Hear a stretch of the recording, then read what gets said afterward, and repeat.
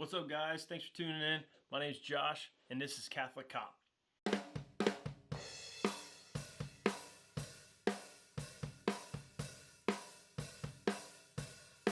So, I grew up on a farm, and I've been surrounded by firearms my entire life. From an early age, I was taught how to shoot a gun, but it wasn't until I got to the police academy that I found out that maybe I'm not as good of a shot as I thought I was. Now, when I got there, I was shooting okay, but I noticed that there were people that had never shot a gun before that were shooting better than me, and I couldn't figure out why. Well, it wasn't until I talked to the instructor, he said, well, it looks like you've established some bad habits because you weren't given any formal education on how to shoot a gun when you were younger, so those bad habits have become a way of life. So I had to unlearn some bad habits in order for me to become a better shooter. And for the people that had never shot before, they didn't have any bad habits to get rid of. So they were just a really good shot from the very start. So when it comes to my faith, I'm very happy and very proud of my Christian upbringing as a Protestant. It gave me a very good moral foundation. But there were some things as I got older and I started learning a little bit more that I had to unlearn some of the things that I was taught because maybe not all of it was doctrinally true. And for the issue of Mary, it couldn't be any more pronounced. When I went through my conversion, this was the hardest thing to get over.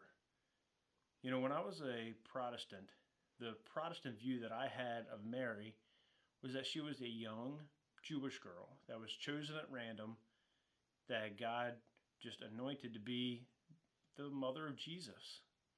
But that was her entire role. It was, okay, I'm going to pick one person, and it's just going to be this simple, humble Jewish girl, and she's going to be the mother of Jesus. There wasn't anything wrong with that at the time, but it wasn't until I started diving into my faith a little bit deeper that I found out she wasn't chosen at random. She was created to be the mother of God. And we know that Jesus is fully God and fully man, so she's the mother of God. And if you were God and you're creating your own mother, you would make a perfect mother. Now let's dive into it a little bit deeper. So in the book of Genesis chapter 3, we hear of Adam and Eve. Now, as you're well aware of the story, Adam and Eve sinned against God. They were tempted by the devil. And because of that, sin entered the world. And we've all contracted this thing we call original sin from the very first sin of Adam and Eve. Now, after the fall, God is talking to the serpent. And he says this in Genesis 3:15. I will put enmity between thee and the woman, and thy seed and her seed. She shall crush thy head, and thou shalt lie in wait for her heel. So, this is typology of Mary all the way back into Genesis, where we hear about God talking to the serpent and says, I'm going to put enmity between you and her, between her seed and your seed. Okay, so there's going to be a separation between those two things. And then he goes as far as to say, she will crush your head with her heel. So how do we reconcile that with Jesus and Mary? Well, we know that Eve didn't crush the head of the serpent, so it had to come through her seed. So go all the way down the line, all the way through the line of David, all the way to Jesus. We know that Mary gives birth to Jesus, who will crush the head of the serpent. So Mary now becomes the new Eve. How do we know that? Well, because Jesus becomes the new Adam. Let's talk about what it says in Romans. So Paul's letter to the Romans, this is where Paul's making the connection that Jesus is the new Adam. For as by one man's disobedience, Adam, the many were made sinners, so by one man's obedience, Jesus, many were made righteous. So Paul is already making this correlation for us, that Jesus is the new Adam. Now, if there's a new Adam, there has to also be a new Eve to make a new creation, right? So Mary is that new Eve, and she becomes that new Eve when the angel Gabriel confronts her with a question. Not really a question, but just gives her this option, which she had the power to refuse. I'm sorry. The angel Gabriel comes to her and basically says, God wants you to be the mother of Jesus. Now, Mary certainly could have refused, but she doesn't refuse. She says, behold, I am the handmaid of the Lord. Be it done to me according to thy word. So when Eve disobeyed God and said, no, I'm going to do my own thing, Mary, conversely, says yes. Her fiat. She says, behold, the handmaid of the Lord, be it done to me according to thy word. She becomes the new Eve. Jesus is the new Adam. So we know from the original Adam and Eve that Adam and Eve were created sinless. They were created sinless. They had no sin until they chose to sin. Now, if the original Adam and Eve were created without sin, what's stopping God from making the new Adam and Eve from being created without sin? They had to be created without sin. We know Jesus was created without sin, but why do we stop there and say that Mary wasn't created without sin? I think we have this wrong bias thinking that she was just this simple Jewish girl that was sinful just like the rest of us, but she's the mother of God. God made her himself. She had to be without sin. So this is what the Venerable Fulton Sheen had to say about it. It's actually really good. He says, what God gave Eve, would he not refuse to his own mother? No, of course not. God created Eve sinless, so thus he had to also create Mary sinless. Now, why would he have to create Mary sinless? Because God was going to create a son, and through this son incarnate in the flesh, had to be born of a woman. Now this woman, this vessel that's going to hold this God child, had to be sinless. She had to be a sinless vessel so that her child would be born sinless. You couldn't put a God into a flawed, dirty, sinned vessel, because through that dirty vessel, that God would become sin. But he wasn't. So you think of it like this. Think if I had a bowl in my hand, and it's a clean bowl, but then I took some dirt and I poured it inside that bowl. Now that bowl just became dirty. Now obviously that dirt is symbolic of sin.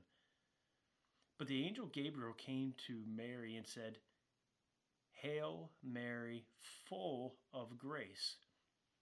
So she was in the fullness of God's grace, not Hail Mary, mostly grace, or Hail Mary, you have some grace. Hail Mary, full of grace. You are full of grace, the fullness of God's grace. So it's through that water of grace that bowl was made pure and clean, so that whatever is occupying that space inside the bowl can also be pure and clean. Mary was created without sin, so that her son Jesus could also be a sinless creature. So we know that Mary is this, at the beginning of time in Genesis, where she's the new Eve, or Eve is the typology of the future Mary, but she's also at the very end of the story as well. Mary's found in Genesis and Eve, but she's also found in the book of Revelation, where she's this woman that goes to war with the dragon. So let's talk about what it says in Revelation. Then the dragon became furious with the woman and went off to make war on the rest of her offspring, on those who keep the commandments of God and hold to the testimony of Jesus. This is awesome. So it says that this woman, it doesn't specifically name Mary, but the first century Christians would have known exactly who they're talking about here. So the dragon, Satan, became furious with the woman, Mary, and went off to make war on the rest of her offspring. But who is the offspring that they're talking about here?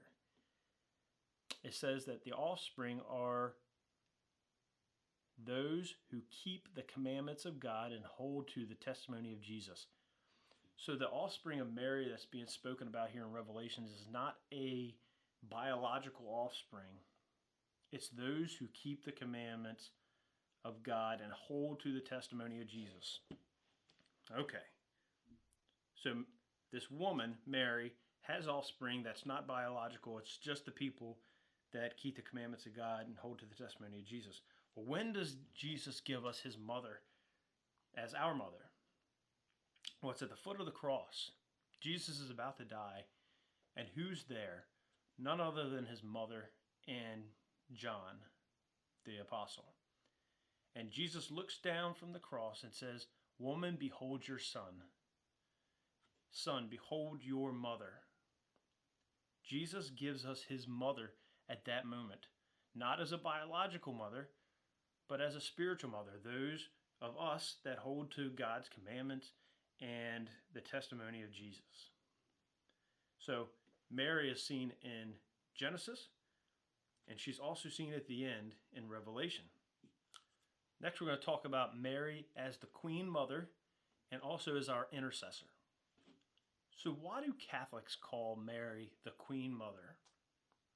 Well, I don't think any of us have any dispute that Jesus is the king, right?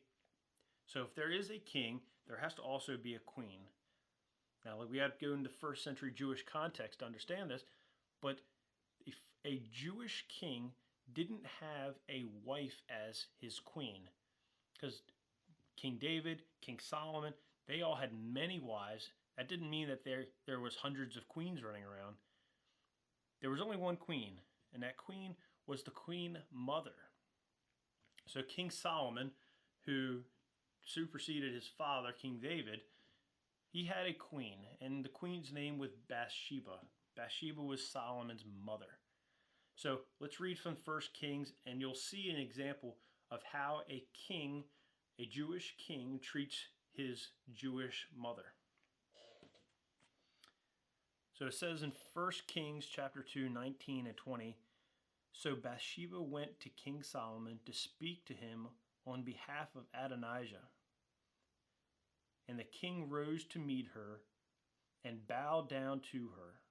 Then he sat on his throne and had a seat brought for the king's mother, and she sat on his right. Then she said, 'I have one small request to make you. Do not refuse me.' And the king said to her, 'Make your request, my mother, for I will not refuse you.'" So in this passage, we see that King Solomon sees his mother walking in. And how does he greet her? He greets her by bowing down to her. Now, that's not a sign of inferiority. That's respect to the Ten Commandments, where it says, "Honor your mother." So the king is still the king, but he's honoring his mother, the queen. And he bows down to the mother. And then the king goes as far as to say, "Bring a throne in to sit at my right hand." He's placing her in the queen's chair at his right. And then he says, "Mother, what can I do for you?"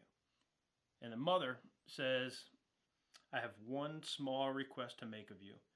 Do not refuse me." So there's this guy, his name is Adonijah, and he has this request that he wants to be brought to the king, but he doesn't go directly to the king. The proper channel is the chain of command, and the chain of command brings him to the Queen Mother.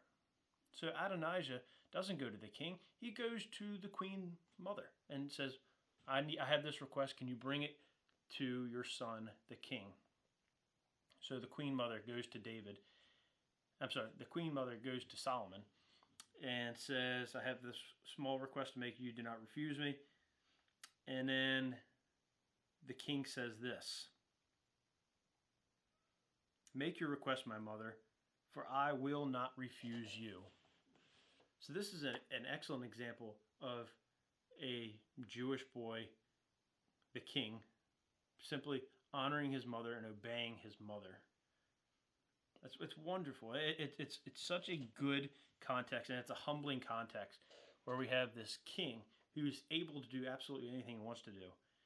but he respects and honors his mother enough to bow down to her, to give her a throne at his right side, and hear the request of this humble servant Adonijah because she went to the Queen Mother. So when do we see this in Jesus and Mary? Well, I would say the best example of this is the wedding feast at Cana. So at the wedding feast at Cana, you have Jesus, you have Mary and his disciples. They all show up to this wedding. And once they get to this wedding, Mary notices right away that there's not enough wine. They're going to run out of wine. Now, no one goes up to Mary and says, Mary, we need you to fix this. All she does is recognize the problem. And now this is what Mary has to do about the problem. So this is coming out of the book of John, chapter 2. And it says, when the wine ran out, the mother of Jesus said to them, they have no wine. And Jesus said to her, woman, what does this have to do with me? My hour has not yet come. His mother said to the servants, do whatever he tells you. So Mary recognizes there's a problem. She goes immediately to her son, the king, and says they're running out of wine. She doesn't say, I want you to turn the water into wine. All she does is present the problem to her son, who then does what his mother's requesting. Now the mother just simply turns to the servants and says exactly what you would expect Mary to say.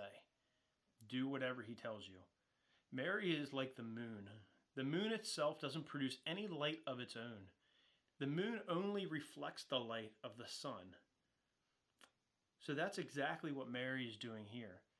She's not fixing the problem herself. She's not even telling the king, Jesus, how to fix the problem. All she's doing is presenting the problem to the king and allowing the king to obey his mother and fulfill the request. And she tells the servants to just do whatever he tells. And that's what Mary always does to us, is just points us to her son. Points us in the direction and says, do whatever he tells you. Now the next point is Mary's the Ark of the New Covenant.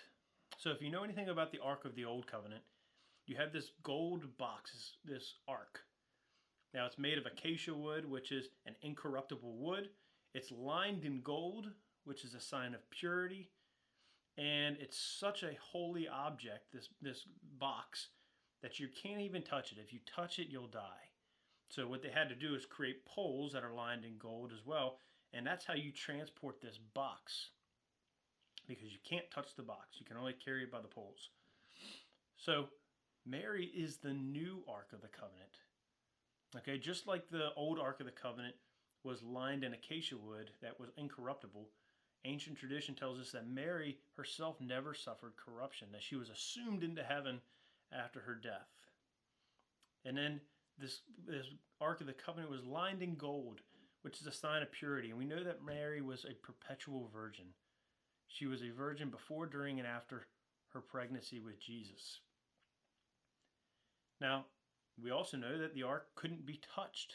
That's also a sign of Mary as the new Ark of the Covenant, and her perpetual virginity is because she was untouched by man.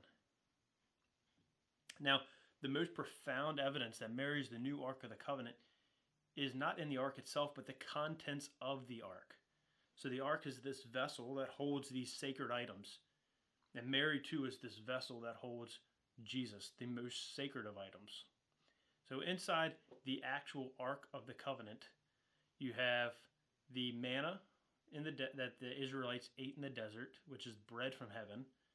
You have the stone tablets, which was these the stone tablets that Moses went to Mount Sinai, and God actually carved into the stone tablets the Ten Commandments.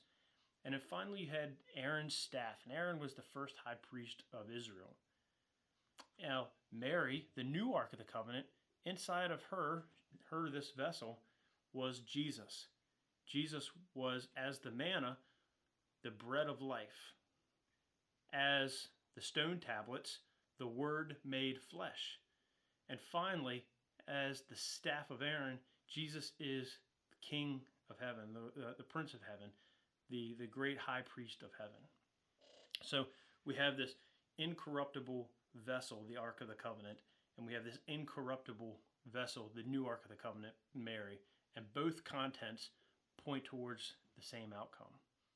So what do we believe as Catholics in Mary? Do we worship Mary? No. We venerate Mary and we honor Mary just in the same way that Jesus honored his mother, in the same way that King Solomon honored his mother Bathsheba. We honor the woman. We don't worship the woman. We worship the God. We worship the King, Jesus. We believe that Mary is the Immaculate Conception. All the evidence points that Mary's the new Eve. She's the new Ark of the Covenant. And as such, she was born immaculately conceived without the stain of original sin. And we know that because the evidence supplied that she had to be born without sin. She's the new Eve. And as Fulton Sheen said, what God gave Eve, would he not also give his own mother? Well, of course. Mary is the Immaculate Conception born without sin. Mary is the moon that points towards the sun. She's the light that reflects the sun. And that lightness is not of her own, it's of the sun. So that's Mary. And finally, we know that Mary is our Queen Mother. The mother that our spiritual mother, as it says in Revelation, is the one that trusts in Jesus, her son. The mother that we know that we can confide in and give all of our concerns to, knowing full well that she's going to present our issues, our problems, and our concerns to her son, the King. Not to solve the problems herself, but simply to have somebody in our corner, just like Adonijah, that can bring those concerns to the King and say, this is the problem. Can you fix this? And that's what our Queen Mother does for us, is she's our intercessor to the King.